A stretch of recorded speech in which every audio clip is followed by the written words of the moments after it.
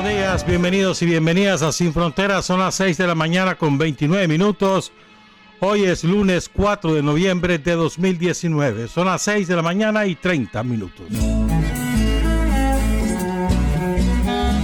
El próximo viernes 8 de noviembre, en el 43 aniversario de la caída en combate de Carlos Fonseca, jefe de la Revolución Popular Sandinista, Radio La Primerísima ofrece un programa especial.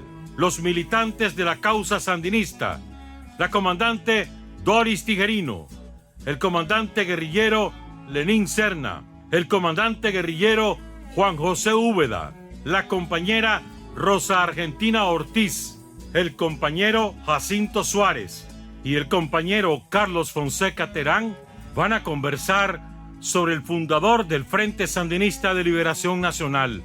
Anécdotas y vivencias.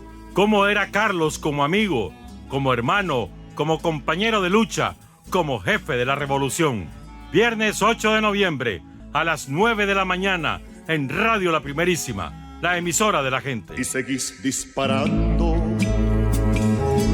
con tus ojos azules, emboscando al dolor. 6 de la mañana con 35 minutos. Quiero enviar un saludo afectuoso, un abrazo a Gaby Rosabela Ramírez. Hoy está de cumpleaños allá en Somoto. Felicidades a Gaby, gran compañera. Saludos también a Aureliano López hasta Canadá, a Chepe Ramos, a su mamá Rosa Delfina Mora y a su abuela María Teresa Narváez. Familia de cepa sandinista y leales como siempre. Hoy es el 4 de noviembre, día de San Carlos, y además hoy es el aniversario de la caída, mejor dicho, del asesinato de Casimiro Sotelo, que fue un gran dirigente estudiantil en la Universidad Centroamericana UCA, fue el presidente del CEUCA, creo que se llamaba, así es, CEUCA, y ya era parte del Frente Sandinista, ya estaba semiclandestino. Lo encontraron junto a su célula en una casa de Monseñor Lescano, junto a Hugo Medina, Roberto Amaya y Edmundo Pérez, un muchacho que desde los 14 años estaba en actividades antisomocistas. Esto fue en venganza por la ejecución de un esbirro de la Guardia Nacional, Gonzalo Lacayo, que ocurrió, si mal no recuerdo, en octubre. Tengo aquí el 23 de octubre de 1967. Entonces, en venganza, la Guardia desató una cacería por todos lados. Y logran detectar a la célula en Monseñor Lescano. Llega la guardia a la casa y uno por uno lo fue ejecutando. Jacinto Suárez, compañero Jacinto Suárez, por cierto, en el programa especial que vamos a tener el viernes, en homenaje a Carlos Fonseca, ha confirmado su participación el comandante guerrillero Lenín Serna. De manera que vamos a tener, como dicen, un line-up de lujo. La comandante Doris Tijerino, el comandante Lenín Serna, el comandante Juan José Úbeda, Jacinto Suárez, que va a estar también, Rosa Argentina Ortiz, Carlos Fonseca Terán. Esos 6 compañeros van a estar con nosotros el día viernes a las 9 de la mañana en un conversatorio sobre momentos, vivencias compartidos con Carlos Fonseca, el fundador del Frente Sandinista de Liberación Nacional, viernes a las 9. Jacinto, en su libro que se llama En el mes más crudo de la siembra, sus memorias, cuenta cómo vivió él el asesinato de estos 4 compañeros. Se los voy a leer, es corto. El día de la ejecución de Gonzalo Lacayo, un conocido torturador sargento de la Guardia Nacional, este hombre fue ejecutado por un comando encabezado por Óscar Turcio e integrado por Daniel Ortega, por Edmundo Pérez y por Gustavo Adolfo Vargas. Entonces dice Jacinto, el día de la ejecución de Gonzalo Lacayo, el 23 de octubre de 1967, entre las 10 y las 10:30 de la noche, me sacaron a ver a Orlando Gutiérrez, el Ranger, el alcaide, cobarde como él solo. Está contando, él está preso, él cae preso en febrero de 1967 y lo sacan, ¿verdad? Y lo llevan donde el alcaide.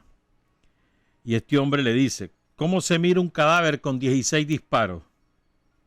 Me imagino que mal, le digo. ¿Verdad que mal? Cuidado que das así, me dice. Pero a mí me está hablando en chino. Yo no sabía. En la mañana supe la muerte de Lacayo. Ellos habían decidido lo siguiente. Si no encontraban con quién desquitárselas, nos iban a matar a nosotros. ¿Qué pasó? Vino la masacre en el barrio Monseñor Lescano el 4 de noviembre de 1967. En la tarde yo estoy tranquilo en la aviación. Como todos los presos, cuando no hay nada que hacer, en calzoneta, acostado, en las Bartolinas gigantescas con unas condiciones de insalubridad tremendas.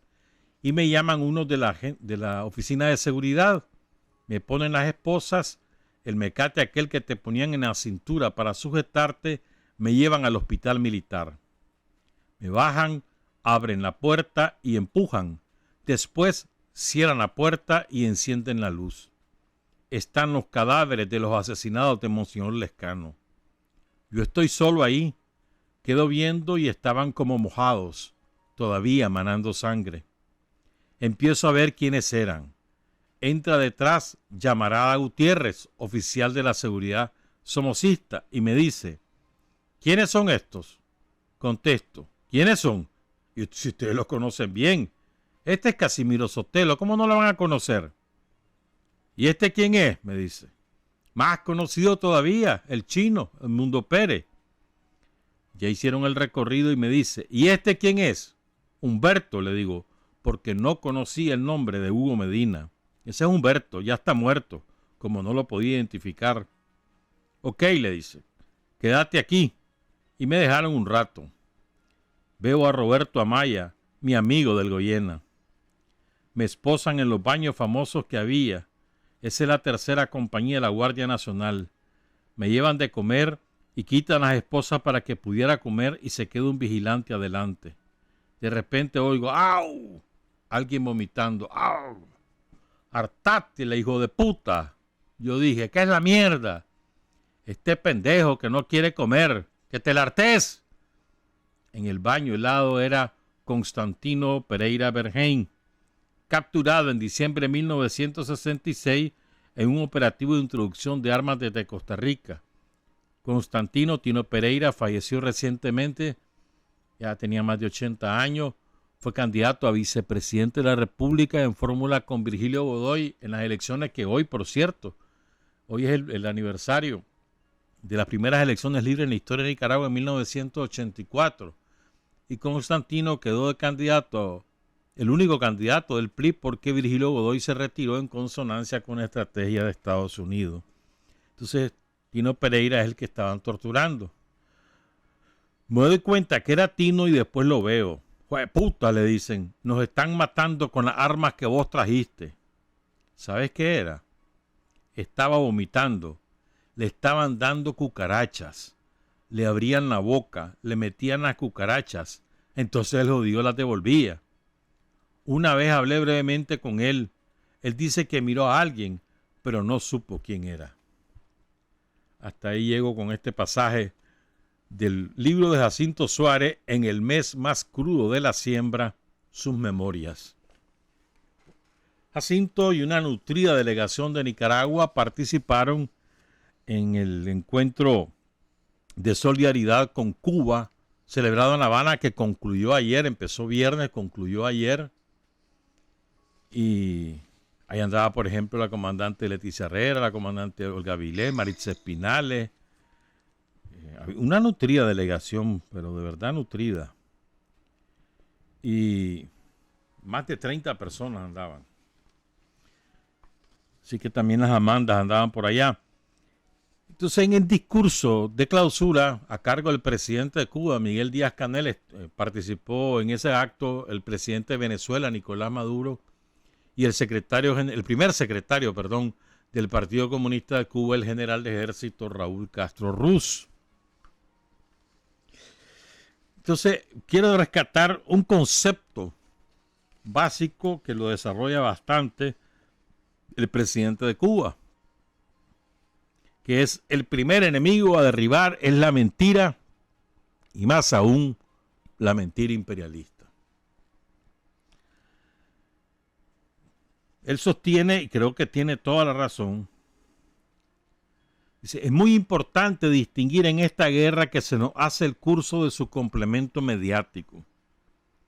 A la vanguardia de las políticas imperiales avanzan siempre los tanques de la ofensiva cultural y simbólica orientada a legitimar las injusticias del sistema capitalista, descalificar las alternativas políticas desde la izquierda y destruir la identidad cultural de nuestras naciones como paso previo a su desestabilización.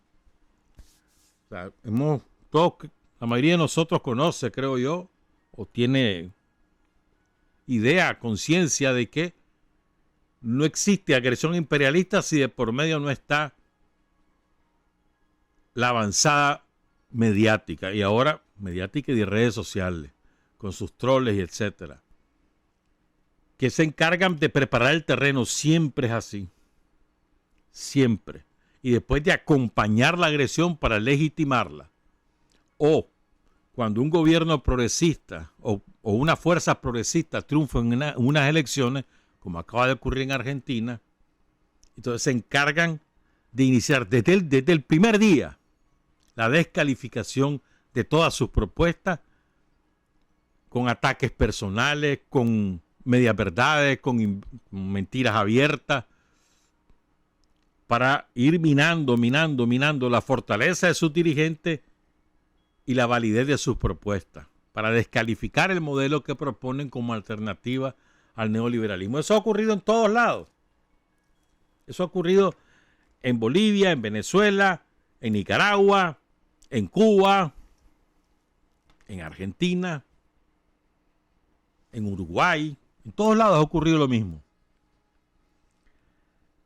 Dice Miguel Díaz-Canel, nos quisieron vender envuelto en sofisticados papeles de seda y oropel un mundo que está estallando en 1000 pedazos a pocos pasos de nuestra frontera en nuestra América, cuyos recursos han sido transferidos inmoralmente a las transnacionales en la era del neoliberalismo que ahora pasa factura.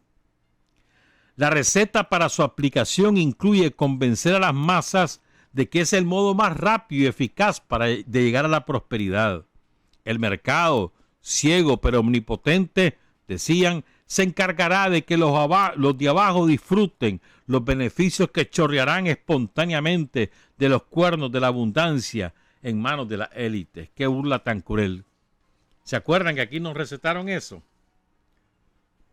No, hombre, lo que hay que crear es riqueza, tener un estado chiquito, que la salud solo sea para las emergencias, la educación solo sea para los más pobres, ¿verdad? La educación primaria, y hay que enfatizar que la universitaria se la busque cada quien, que la secundaria también, y que la salud, que cada quien busque cómo curarse. Solo los más pobres van a entrar ahí, ¿verdad? Porque de todas maneras, como todo el mundo va a tener reales, porque vamos a crecer, va a venir ayuda de Estados Unidos enorme, entonces va a crecer esto y todos vamos a ser ricos.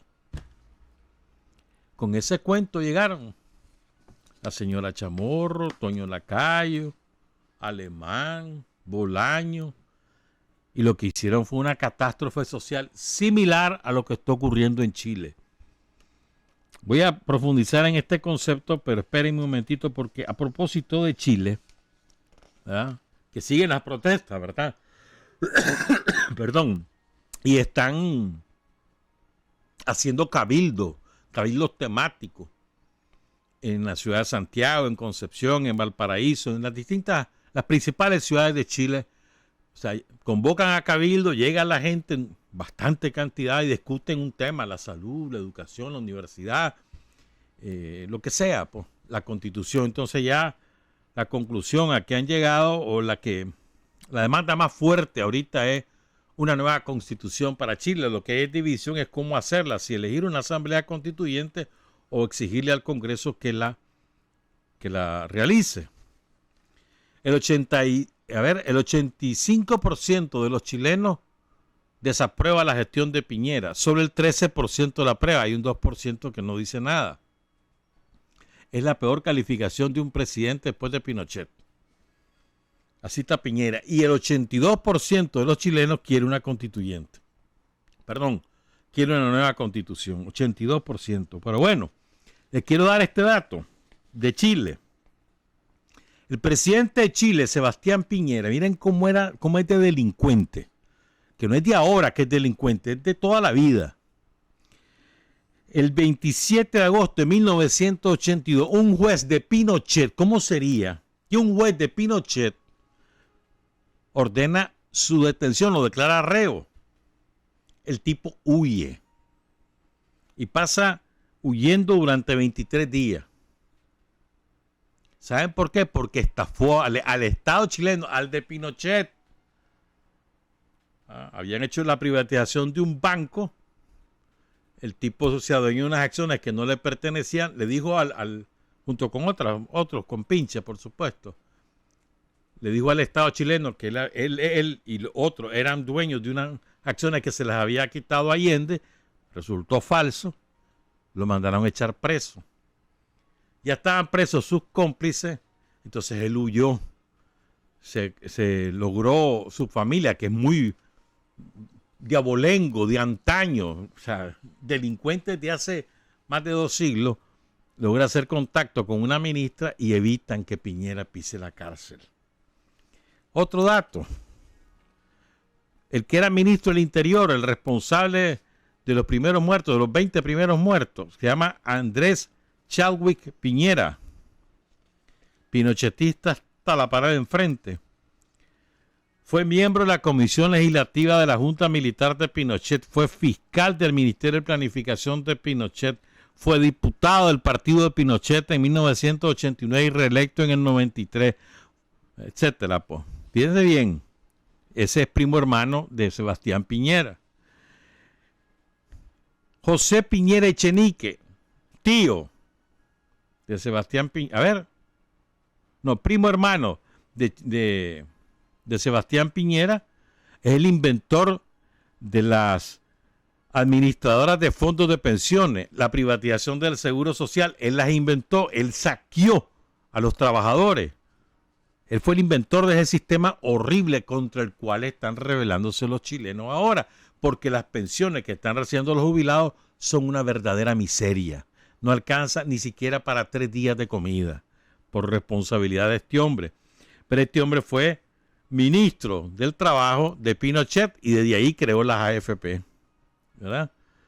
Ahorita es asesor en Europa para privatizar pensiones, en Europa Oriental sobre todo, ¿verdad?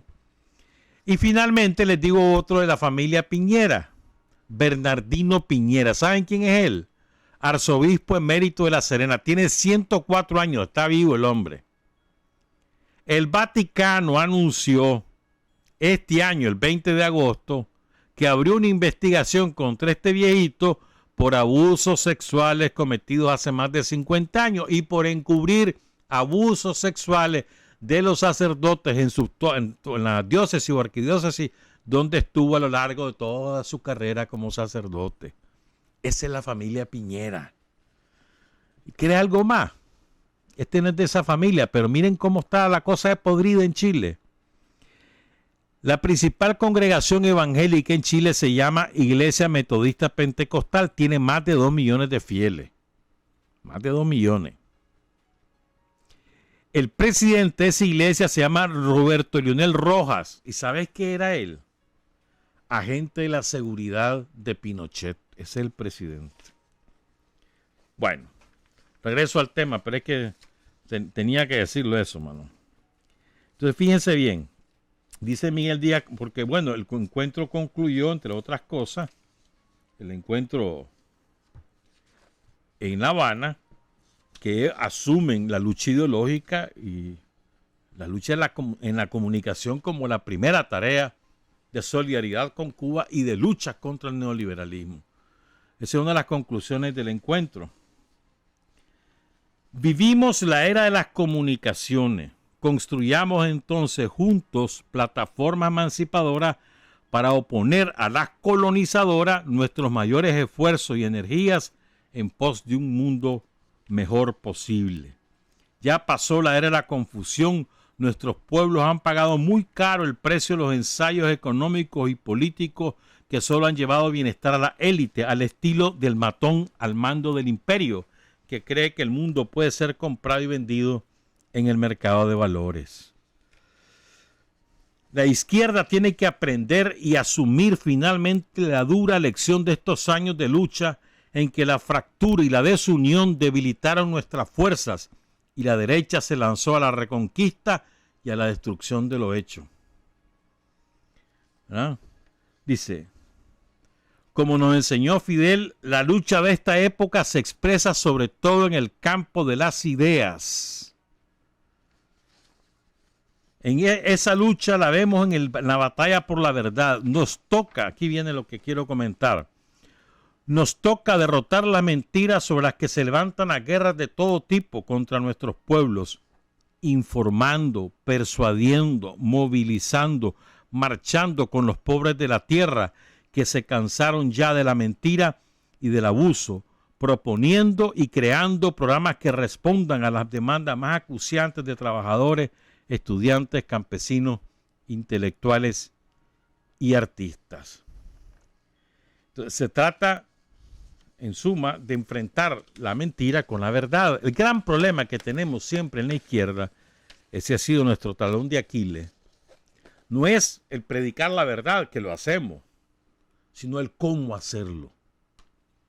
Ese es el gran desafío, el cómo transmitir la verdad desde o en todas las esferas de la vida para persuadir a la sociedad de que esa es la verdad y que tenemos las posiciones justas. Ese es el gran talón de Aquiles, el gran problema que hemos tenido en la izquierda, que no logramos atinar. Habitualmente, ¿cuál es nuestro error? Caemos en el discurso panfletario, retórico, propagandístico, en lugar de dejar que los hechos hablen por sí mismos. Entonces, generalmente lo que hacemos es la retórica, el panfleto, para difundir nuestras propuestas, nuestras ideas, nuestra obra. Y por otra parte, la descalificación absoluta sobre el adversario político. Entonces, en medio queda un gran abanico de cosas que se pueden hacer y es lo que no hemos sido capaces de hacer. Entonces, ¿qué ocurre? Vos tenés una sociedad que habitualmente un gran segmento de ella toma distancia de todo el mundo y espera para ver qué hace o qué no hace, sobre todo en momentos electorales. Y no hemos sabido construir un discurso que traslade la verdad de lo que ocurre, la naturaleza real de los hechos que nosotros producimos, que traslade esa verdad de manera que ese segmento de la sociedad pueda captarlo y asumirlo. Porque generalmente ese segmento de la sociedad, los indecisos le llaman, los independientes le llaman, rechaza el discurso propagandístico. Generalmente. No le gusta. Lo sienten propaganda, entonces, y generalmente la gente hace símil entre propaganda y engaño. Entonces, ¿cómo hacemos para llegar a ese público? ¿De qué manera construimos el discurso que traslade la verdad? Sin andar con miramientos en el sentido de, si hay que decir, fulanito y sultanito son vendidos a los gringos, hay que decirlo sin miedo, porque lo son. Y además hay hechos que lo demuestran. En eso yo creo que no tenemos ningún problema. A la hora de desnudar a los adversarios de sus vinculaciones con el imperialismo, de su naturaleza traidora y vendepatria, a la hora de hacer eso lo hacemos de una manera excelente. El problema está cómo hacemos nosotros desde la izquierda, y no hablo solo de Nicaragua, hablo en general de la izquierda, por lo menos en América Latina, ¿cómo hacemos nosotros para difundir nuestras propuestas y nuestras obras de manera convincente? Que no suene a propaganda, que no suene a panfleto. Creo que ese es el principal desafío. Durante años, la izquierda latinoamericana, excepto en Venezuela, fíjate bien, excepto en Venezuela, nos sentíamos ajenos a las redes sociales. Le teníamos alergia. Los venezolanos empezaron a usar las redes sociales desde la época de Hugo Chávez. Hugo Chávez fue el primero en tener una cuenta de Twitter y de Facebook. Y Chávez ya murió hace tiempo. ¿Verdad? Los venezolanos han desarrollado una enorme experiencia en el combate en las redes sociales. Lo saben hacer. Nosotros, en general, en América Latina, permanecimos alérgicos. Después nos fuimos metiendo, ahora todos estamos en todos los países de América Latina. Ahorita en Chile, ¿dónde se desarrolla la batalla? ¿Cómo ha conocido la gente los hechos? A través de las redes sociales. Porque el sistema de medios en manos del poder pinochetista en Chile ha procurado censurar todas las acciones populares.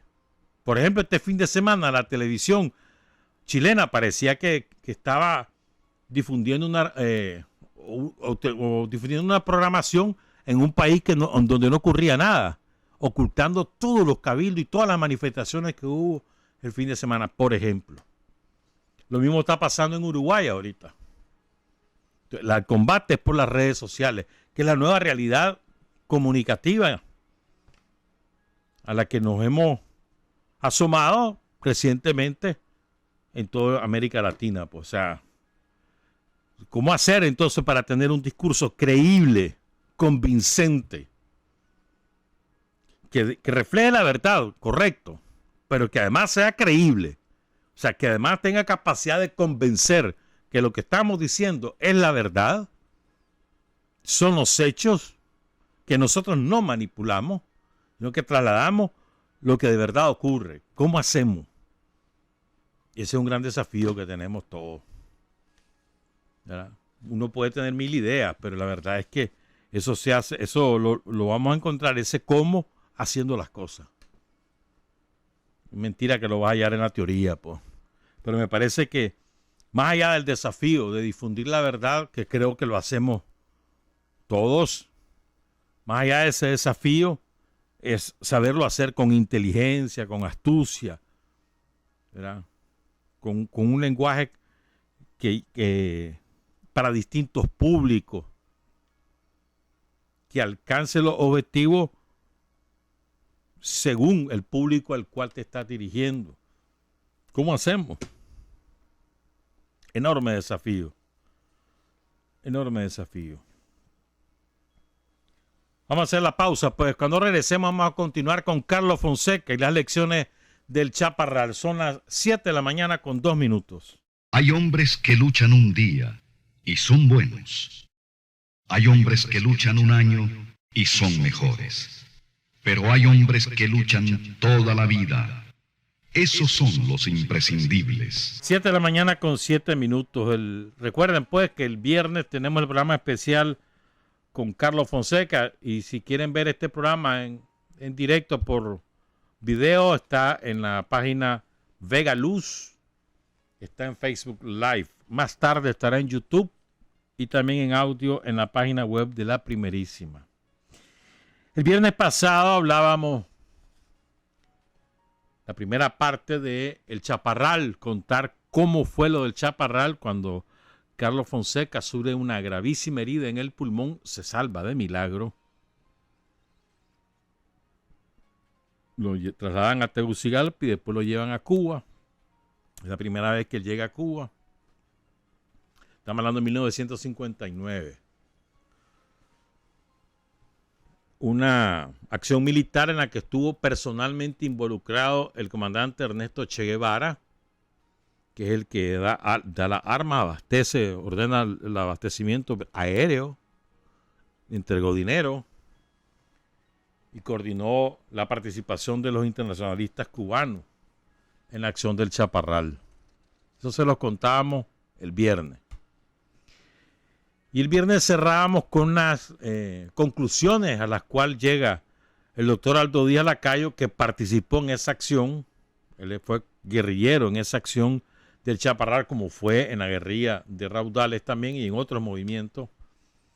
Entonces el doctor Aldo Díaz cuenta que a partir del documento los documentos o las ideas que propone Carlos Fonseca, luego del fracaso del Chaparral, es que él se empieza a darle seguimiento al pensamiento de Carlos. Estamos hablando ya de hace casi 60 años, ¿verdad? Y él decía que hay 5 elementos a los cuales él concluye a raíz de las reflexiones de Carlos Fonseca sobre el Chaparral. 1, el primer dirigente revolucionario, dice, no solo de Nicaragua, sino probablemente del mundo, que nacionaliza la revolución, es Carlos Fonseca. ¿A qué se refiere? Que lo convierte, adapta la idea de la revolución a las circunstancias nacionales y le incorpora el elemento desandino. O sea, se convierte en una lucha a partir de la realidad nacional, ¿verdad? Que nacionaliza la revolución. Incluso Aldo dice, por ejemplo, los cubanos recuperan a José Martí bastante más tarde. No es con la bandera de Martí que triunfa la revolución cubana, no. Después es que incorporan a José Martí a la doctrina de la revolución y ahora es parte de la misma, pues. Y es verdad, pues así es. La segunda lección que Carlos Fonseca esboza a partir del Chaparral es que queda superado el concepto invasionista para realizar la revolución. Hasta ese momento incluso hay algo de eso en Bocay. Aldo considera que también hay algo de eso en Pancasán, pero puramente invasionista hasta ese momento. Todos los esfuerzos que hacían los nicaragüenses antisomocistas, que se agrupaban por distintas razones y desde distintas concepciones, todos esos esfuerzos siempre habían sido invadir desde Honduras o desde Costa Rica a determinado punto de Nicaragua. La guerrilla de Raudales o el Chaparral o la guerrilla de los mismos viejones, pero Joaquín Chamorro desde Costa Rica, etcétera. Todos las acciones guerrilleras que se realizaron. Entonces, a partir de ese momento se supera o él ensaya con una nueva concepción de cómo iniciar la lucha armada contra la dictadura en Nicaragua. Es decir, esa es su tercera conclusión, replantea la táctica y la estrategia revolucionaria. La cuarta, que parece algo elemental, pero no lo es, para hacer la revolución hay que ser revolucionario. O sea, la revolución no la pueden hacer personas que no son revolucionarias, porque revolución es un fenómeno radical que va a la raíz de los problemas, que hace transformaciones, que aniquila un estado de cosas para construir un nuevo estado de cosas. Y alguien que no cree en eso no puede hacerlo. Entonces, para hacer la revolución hay que ser revolucionario, dice Carlos, ¿no? Es decir, hay que tener un concepto ideológico claro. Y además, Carlos Fonseca, a raíz de esto del Chaparral, en su famoso documento de 1960, Carlos Fonseca empieza a distinguir lo que son los opositores de lo que son los revolucionarios, lo que es la oposición y lo que es hacer revolución, a partir de esas reflexiones. Es muy importante esas conclusiones de Carlos. Y finalmente, la quinta conclusión que extrae Aldo del nuevo pensamiento de Carlos a partir del Chaparral es que también le da un contenido, un sentido latinoamericano a la revolución nicaragüense, ¿verdad? Un sentido latinoamericano y nicaragüense. Pero recupera a Camilo, al Che, etcétera, pues. Pero es a partir de las reflexiones que él hace, a partir, repito, de la experiencia del Chaparral. Incluso hay una carta de él que la vamos a leer más tarde. Entonces, Aldo Díaz publicó en la revista Correo, la desaparecida revista Correo, hace ya como 10 años, algo así. Me busqué ese ejemplar. Él publicó una síntesis analítica, una perspectiva histórica de los antecedentes de la revolución, de muchas cosas más de la revolución. Entonces Aldo Díaz dice ahí, en ese artículo.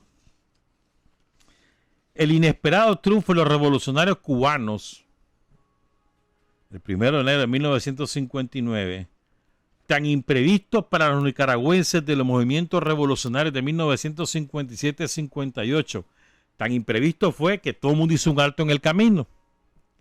Ese triunfo de la revolución cubana modifica radicalmente las expectativas revolucionarias de los nicaragüenses y en general los luchadores de América Latina y el Caribe. La Habana entonces se convirtió en el centro de la conspiración regional e incluso de otras áreas geográficas con la presencia de todos o casi todos los movimientos revolucionarios, siendo quizás el nicaragüense el de mayor número de participantes.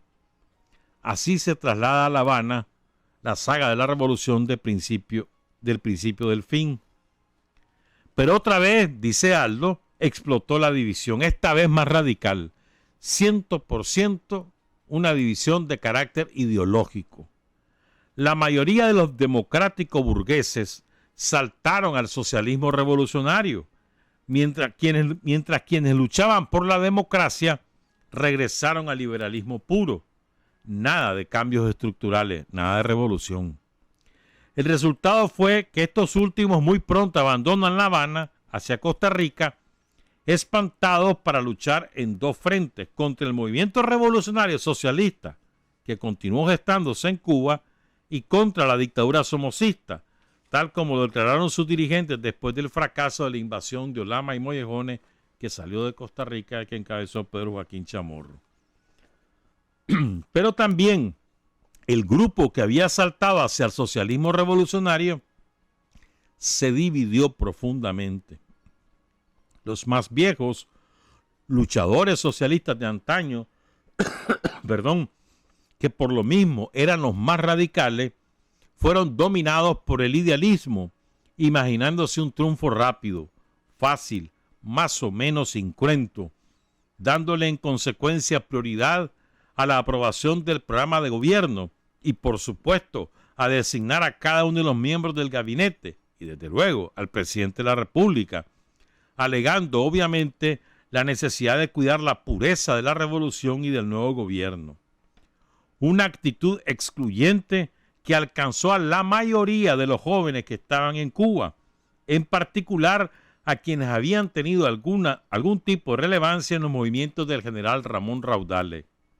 Porque por increíble que parezca, el movimiento del general Raudales tuvo muy mala prensa en La Habana. Quizá de ahí viene la falta de reivindicación de su movimiento como parte de la saga del principio del fin de la dictadura. Fíjense bien, o sea, un grupo de compañeros que venían de la formación socialista, ¿verdad?, es abrazado por el idealismo, entonces creían de que la cosa era rápida. Entonces lo primero que hacen es, ¿quién va a ser el presidente? ¿Quiénes van a ser los ministros? ¿Y cuál es el programa? Ya, esa era la idea de ellos. Ser un sector de los que abrazan el socialismo revolucionario ahí en La Habana. El otro ya se fue para Costa Rica e intentó Olama y Mollejones. Dice Aldo, el resultado de esta debacle organizativa, agravada por la retórica grandilocuente, el síndrome de la proclama y el espíritu dogmático en el caso de los viejos, y por el reclamo, la impaciencia y hasta la jactancia en el caso de los jóvenes, fue que el Che decidió abandonar su objetivo de lograr la unidad de los revolucionarios nicaragüenses, todos intachables, a pesar de los vicios desarrollados a lo largo de la lucha en ambientes puramente capitalistas.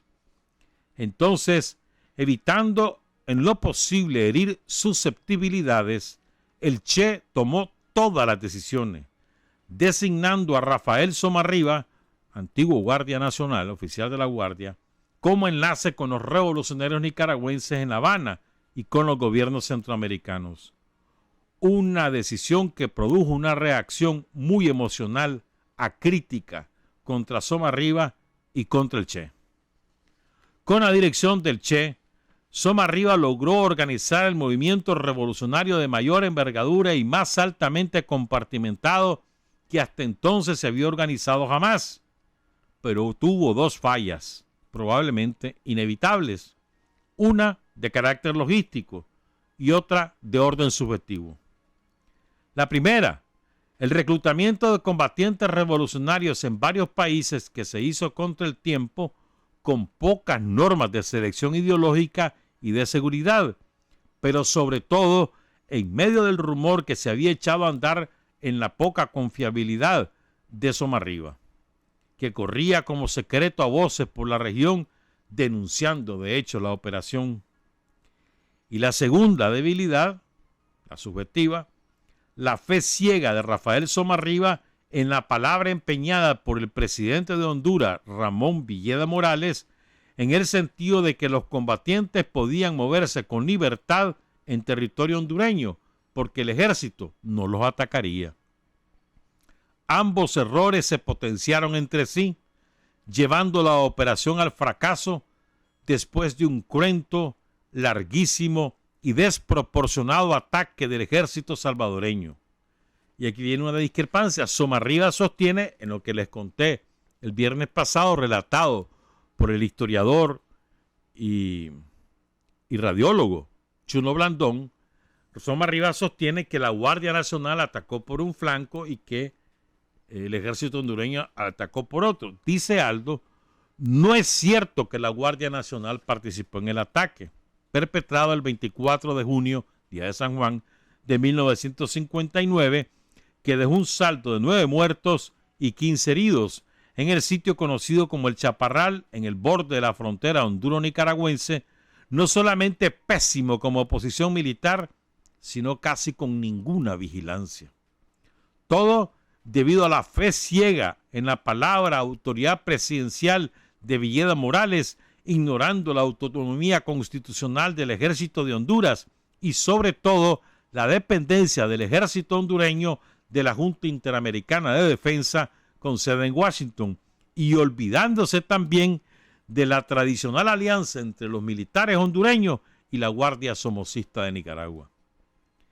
Si el fracaso de Ramón Raudale lo proscribió como saga del principio del fin de la dictadura, el de Somarriba excluyó igualmente a El Chaparral de esta saga, entonces imprevista, invisibilizada como hasta hoy día. No solo porque se responsabilizaba a Somarriba de la muerte de Carlos Fonseca, como en ese momento se creyó, y porque Carlos Fonseca al principio se sumó a los señalamientos contra Somarriba, sino principalmente porque la temprana rectificación de Carlos sobre El Chaparral en una carta análisis a don Edelberto Torres, fechada en San José el 8 de junio de 1960, solo fue conocida esa rectificación de Carlos 32 años después, cuando Barricada la publica el 8 de noviembre de 1991.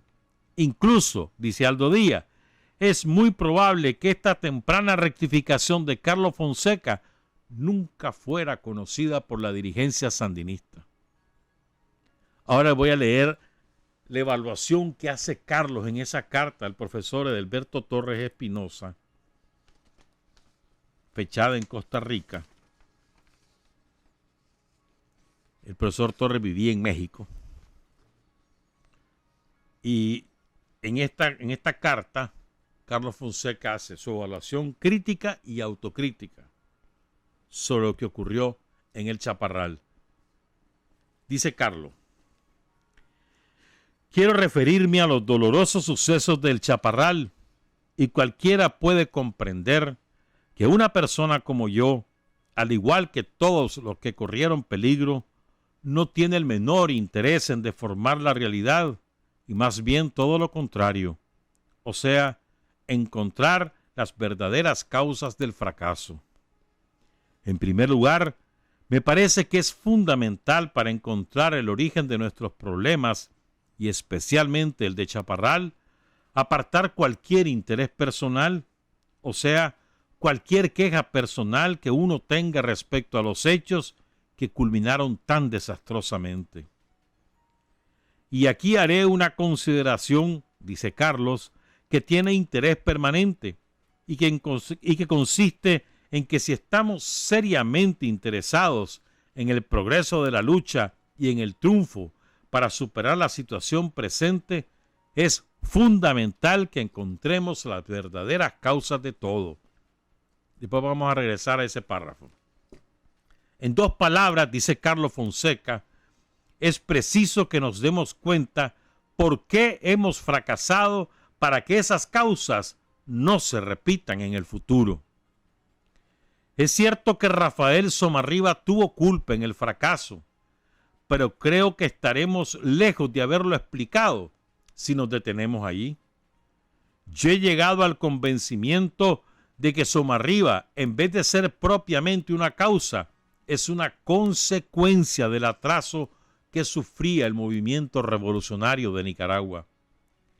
Las intrigas que cooperaron en el ascenso de Somarriba a una posición tan importante no explican suficientemente el fenómeno. Podemos decir que eso es la causa subjetiva. Hasta ahora casi no se ha dicho nada sobre las causas objetivas y sobre otras causas subjetivas. Estoy convencido de que al momento de prepararse el movimiento que culminó en el Chaparral, nuestro pueblo todavía no había producido sus dirigentes naturales. Es cierto que había una serie de compañeros como el inolvidable Manuel Maldizón, Ornelio Hernández, José Arostegui, que reunían cualidades que hacían indicar un buen futuro, los 3 caídos en el Chaparral. Pero después de todo, no eran más que promesas. Entonces podemos llegar a la conclusión de que los viejos y los jóvenes que participábamos en el movimiento revolucionario somos también responsables del fracaso porque no habíamos sido capaces de producir dirigentes indiscutibles. Siempre que se desarrolla una lucha, existen elementos con los graves defectos de Rafael Somarriba, pero no logran convertir en realidad sus propósitos cuando ya existen también los dirigentes con cualidades absolutamente superiores.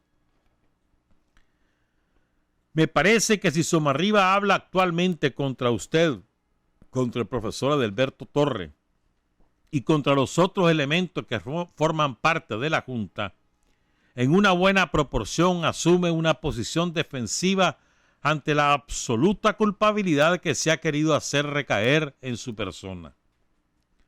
Todo esto que hablo aquí es solamente para decirlo por carta, y la prensa debemos emplearla exclusivamente para combatir a la dictadura.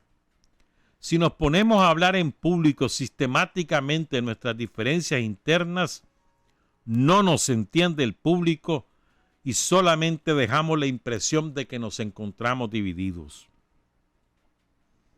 Después regresaremos a este párrafo. Aunque resulte superfluo señalarlo, usted, Adalberto Torres, es una personalidad superior a Somarriba y puede apreciar mejor que Somarriba las perspectivas de la lucha. Quiero advertir que estas opiniones que emito en esta carta a muy pocas personas se las he transmitido porque yo he logrado darme cuenta de la testarudez y torpeza de ciertas personas y sobre todo aquellas que voluntariamente no quieren entender. Creo que la base para estar claro de nuestra situación es tener interés en el triunfo a favor del pueblo. Pensar y sentir que lo que se habla o se diga favorece o no al pueblo. Si deseamos superar las causas que produjeron el Chaparral, es preciso que trabajemos con los 5 sentidos y estar conscientes de que esta lucha tiene que ser larga y dura y que el triunfo no se ha de producir en 24 horas. Nosotros los jóvenes, dice Carlos Fonseca, somos los que tenemos la obligación de llevar adelante la lucha. Ya hay razones para confiar en que sabremos responder. Voy a decirle algo más sobre el Chaparral. Una serie de condiciones me parece que volvieron inevitable la preparación de esa columna, es decir, que el conjunto de hechos, incluyendo el del propio lugar de la tragedia, es muy remoto que hubiera sido posible evitarlos. Soy opuesto a creer que todo fue negro en el Chaparral. Creo que tuvo de positivo haber suministrado experiencia a nuestra lucha. Los chinos afirman que el fracaso es la madre del éxito. Y si esto es cierto, no podía triunfarse en el Chaparral, ya que apenas estaba iniciándose el movimiento y por consiguiente no se había fracasado anteriormente. Por mi parte, estoy dispuesto a ser fiel a la causa por la cual murieron 9 patriotas en el Chaparral. Siento verdadero orgullo al recordar que sangre mía quedó junto a la vida de esos compañeros. El Chaparral me hizo ver que el verdadero revolucionario no tiene derecho a disponer de su vida en interés personal y que la vida de la patria está formada de la suma de la vida de los hijos que la aman con todo el corazón. ¡Qué frase más linda! La voy a volver a leer. El verdadero revolucionario no tiene derecho a disponer de su vida en interés personal y que la vida de la patria está formada de la suma de las vidas de los hijos que la aman con todo el corazón. Y la patria es inmortal porque por cada hijo que pierde, gana otro más. Cuando los malvados pretenden darle muerte a la patria, lo que logran es aumentarle la vida y hacerla eterna. Qué cosa más linda es la del último párrafo, ¿verdad?, de esta carta de Aldo Díaz, de la cual voy a rescatar bastantes cosas. La queremos comentar. Primero, él hace un esfuerzo. O sea, estamos hablando de un hombre que sufre, que casi le destrozaron un pulmón derecho, ¿verdad?, que logró salir con vida por suerte, que sabe por qué, pues, pero que a duras penas logra salir con vida. Entonces, que tiene suficiente tiempo para reflexionar, pero además tiene suficiente sentido autocrítico y además tiene suficiente capacidad de análisis. O sea, en lugar de amargarse y echarle la culpa a este, y echarle la culpa al otro, y que porque casi me muero por estos desgraciados, en lugar de asumir una actitud que sería común, ¿no?, humana, en fin de cuentas, lo que hace Carlos, no, espérate, hay que ver por qué fracasamos. No hay que echarle la culpa solo a Somarriba, no, espérate, veamos por qué fracasamos. Ese es su esfuerzo. Es decir, no estarse quejando que me hicieron esto, que pasó tal cosa. No. A ver, analicemos qué fue lo que ocurrió y por qué ocurrió, para que no volvamos a cometer esos errores. Capacidad de análisis crítico y autocrítico. Y después él dice, en un momento de la carta, él dice, en todo caso, si Somarriba no dio la talla es porque nosotros no fuimos capaces de tener un dirigente indiscutible entre nosotros. O sea, él asume también su cuota. Pues si Somarriba finalmente fue el jefe y tenía esa debilidad, nosotros no fuimos capaces de tener uno mejor. ¿Verdad? Pero ahora, fíjense bien, dice, si estamos seriamente interesados en el progreso de la lucha y en el triunfo para superar la situación presente, es fundamental que encontremos las verdaderas causas de todo. Y eso se aplica hoy, mañana y siempre. Si de verdad estamos interesados en que las cosas salgan bien, tenemos que ir analizando siempre las causas de todo lo que ocurre, cuando cometemos errores y cuando también tenemos triunfo. ¿Cómo fue que lo hicimos? ¿Qué contribuyó a una o a otra cosa, a la victoria o a la derrota? Analizar permanentemente con sentido crítico y autocrítico. Por lo menos esa lección es la que yo extraigo de lo que aquí nos dice Carlos Fonseca. 1960, hace 60 años. ¿Verdad? Después dice Carlos, perdón. A ver, ya dije lo de lo que no habíamos sido capaces de producir dirigentes indiscutibles, ¿no? Dice, aquí viene esto que me parece vital. Dice, todo esto que hablo aquí es solamente para decirlo por carta. Y la prensa, los medios, debemos emplearlo exclusivamente para combatir a la dictadura. Si nos ponemos a hablar en público sistemáticamente de nuestras diferencias internas, no nos entiende el público y solamente dejamos la impresión de que nos encontramos divididos. Este es un concepto vital, hermano. A veces tenemos la debilidad y eso todo lo hemos cometido, ese error, pues, de exhibir en público las diferencias que tenemos con uno u otro compañero que es o no es dirigente, y además acudir a los medios, que es lo peor, o a las redes sociales ahora. ¿Ya? Y entonces, dice Carlos, ni nos entiende el público, y además la conclusión que es que estamos peleando. No nos entiende por qué, solo saca de conclusión, andan peleándose. Y es verdad. Dice Carlos, esto me encanta, dice, él dice que hay gente que voluntariamente no quiere entender las cosas, y es verdad. ¿Cuántas veces no te has encontrado gente que vos le explicás y está obcecado, cerrado? No hay manera que entienda. Es que no quiere entender. No es que no puede, no quiere. Y conocemos muchas personas así, ¿verdad? Que vos cualquier cosa que le explicás, como él ya tiene su idea o ella ya tiene su idea formada sobre determinado evento, hecho o propuesta, entonces no hay forma que le entre con argumentos para convencerlo de que está equivocado o que haya otra propuesta que es mejor que la suya, o que hay una realidad que tiene causas diferentes a las que esa persona asume. No hay forma, porque no quiere. Es verdad. Es verdad, dice. Hay sobre todo aquellas personas que voluntariamente no quieren entender. Y esta frase, que es lapidaria, hermano.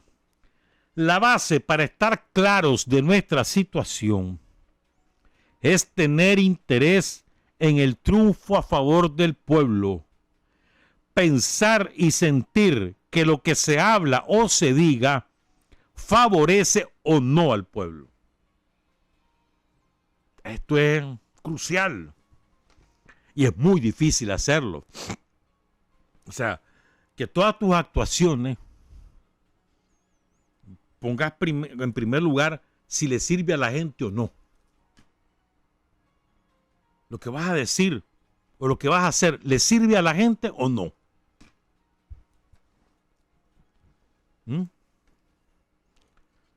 ¿Cuántas veces nos equivocamos en esto? Y lo hacemos por vanidad, por sentirnos lo que somos, ¿cómo es que le dicen ahora? Los influencers. O que nosotros sí hablamos bonito. En lugar de pensar, ¿le conviene a la gente o no le conviene? Muchas veces nos equivocamos, ¿verdad? La mayor parte de las veces nosotros nos equivocamos en esto. Pensar y sentir que lo que se habla o se diga favorece o no al pueblo. Pensar y sentir. ¿No? Otro concepto básico, hermano. Las cosas no son en 24 horas. Te lo decía Carlos, en aquel momento todo el mundo soñaba que en cuestión de meses votaban a la dictadura. Dice Carlos, no, hermano, no es así. Esto va a ser largo y cruento. Duro. Nosotros los jóvenes, dice, tenemos la obligación de llevar adelante la lucha. Ya lo hemos probado, dice Carlos, ¿no?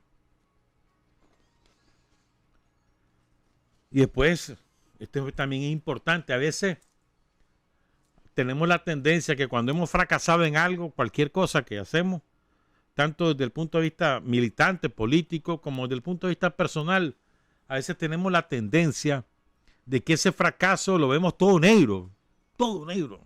No procuramos extraer las cosas positivas, útiles de ese fracaso, que es la mejor manera de aprender de él. No solo la parte negativa y sus causas, sino también qué de positivo tiene. Y me parece que es muy importante también ese aporte. Y luego ese último párrafo de esa carta de antología, hermano. Estamos hablando, Carlos Fonseca, 1960, tiene 24 años, acaba de regresar de Cuba, está en Costa Rica. Desde ahí le manda la carta a Adalberto Torres. Está todavía convaleciendo, una herida en un pulmón, hermano.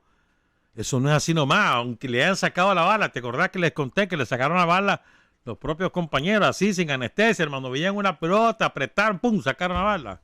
Y ahí empezó a respirar mejor. Solo imagínate ese dolor. El dolor que debió haber sentido Carlos en ese momento. Debe haber sido insoportable. ¿Verdad? Todavía, mentira que en un año se va a recuperar, eso es mentira. Él está todavía en esa. Y ahí te dice: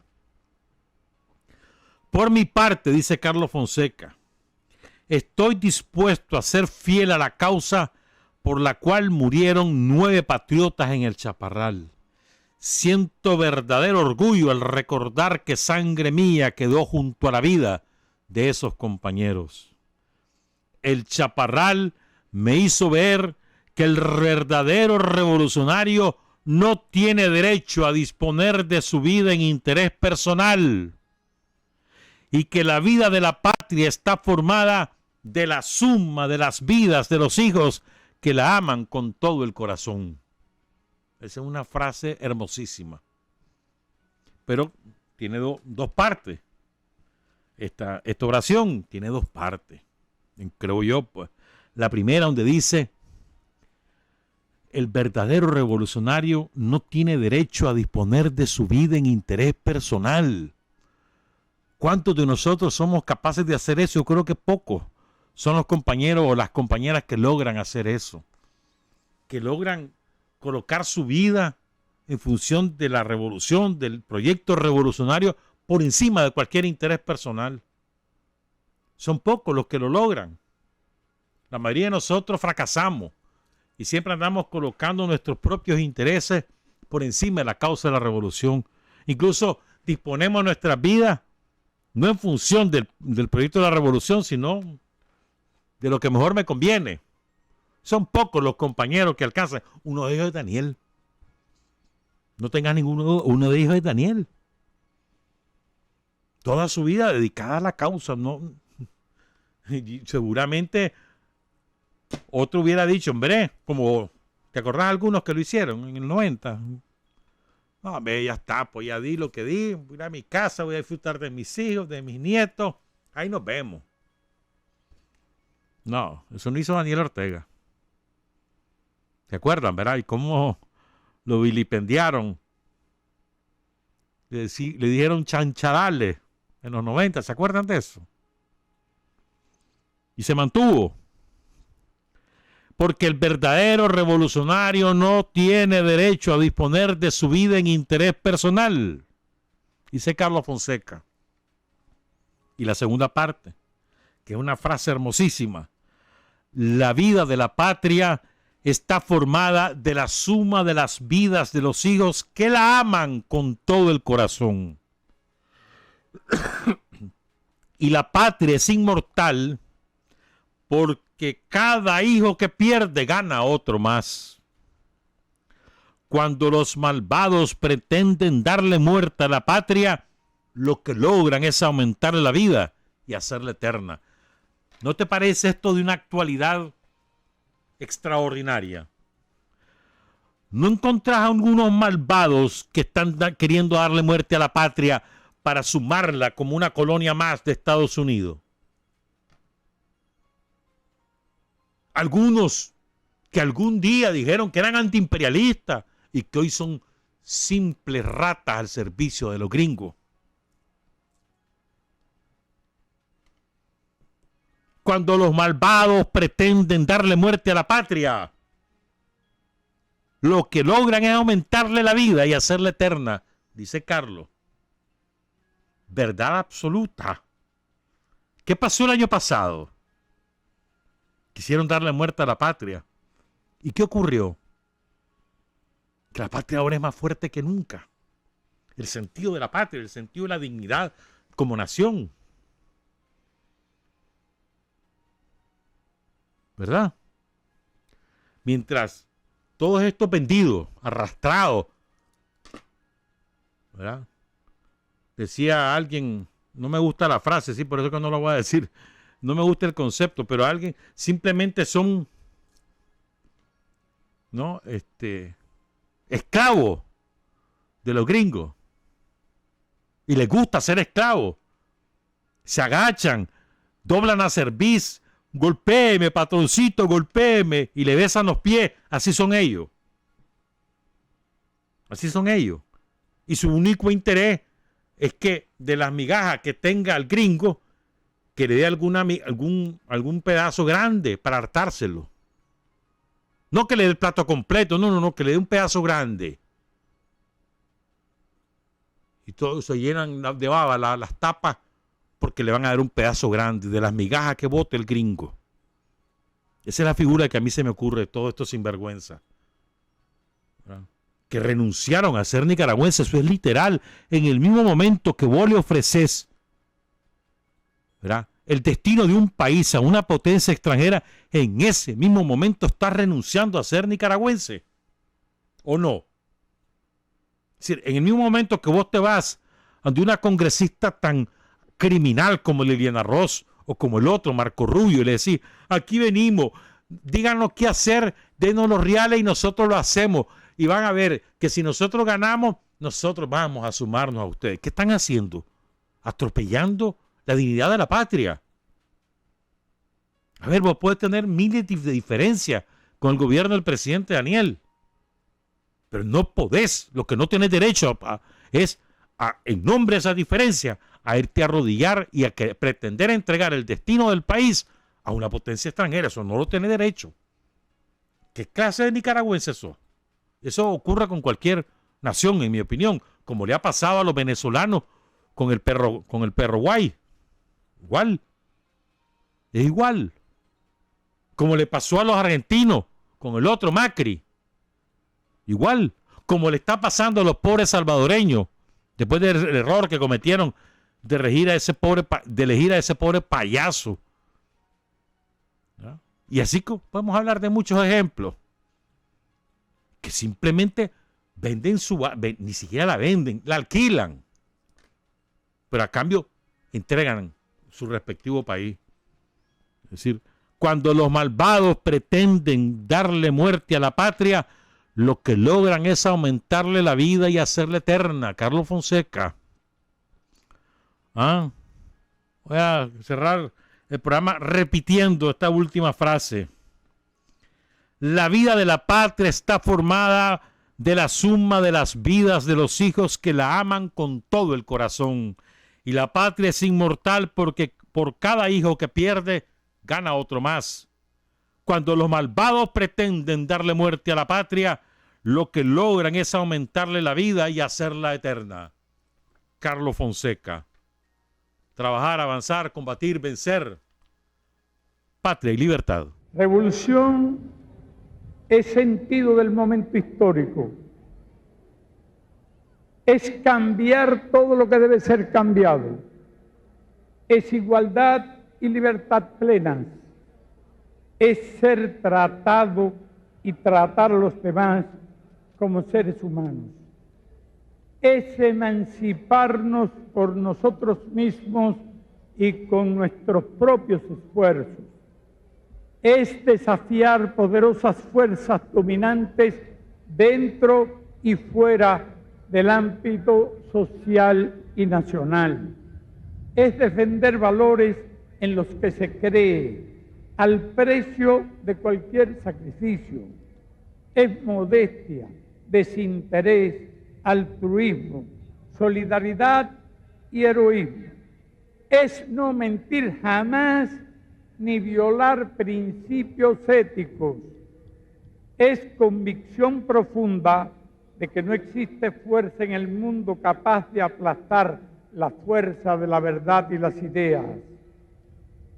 Revolución es unidad, es independencia, es luchar por nuestro sueño de justicia para Cuba y para el mundo, que es la base de nuestro patriotismo, nuestro socialismo y nuestro internacionalismo.